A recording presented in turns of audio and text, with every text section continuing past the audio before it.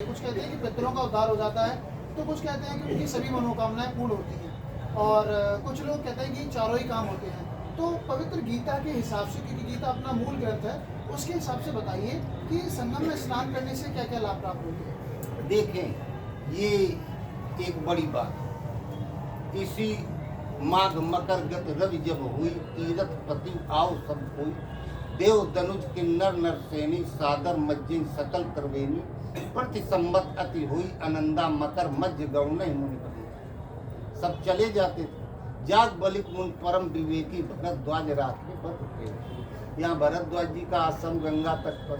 वो गुरु महाराज को रोक लिए याज्ञवल्क्य जी को। कहे गुरु महाराज ये बताएं, सब कोई एक डुबकी लगा के जाता, कोई महीना भर नहा के जाता, हम 40 साल से अधिक हो गया इसी तट पर रहे, तीनों बार नहाते हैं, त्रिकाल संध्या करते हैं, स्नान करते हैं, लेकिन जब अपने अंदर झांक करके देखते हैं तो वो काम क्रोध लोभ मोह सब ज्यों का त्यों भरा है। लोग सोचते हैं ये महात्मा है, लेकिन हम अपने अंदर देखते हैं तो वही उसी धरातल पर खड़े हैं जिस धरातल पर जब घर में थे उस धरातल पर। इसका उपाय क्या है? तो याज्ञवल्क्य जी ने बताया कि ये नहाना धोना खाना पीना सोना जागना ये दिनचर्या के अंतर्गत आता है। जितने बड़े शहर हैं उन्हीं नदियों किनारे पाए जाते हैं जो 12 महीने बहते, क्योंकि जल में नाव से यातायात होता था। जल जीवन की आवश्यकता के अंतर्गत आता है। ऋषि मुनि भी उन नदियों के किनारे रहते, लेकिन इससे कल्याण नहीं होगा। यदि नहाने से कल्याण पाप धुल जाते तो ऋषि मुनि जंगल में तपस्या न करते, जाके एक दिन में 10,000 डुबकी लगा देते और 10 दिन में परम पद को पा जाते।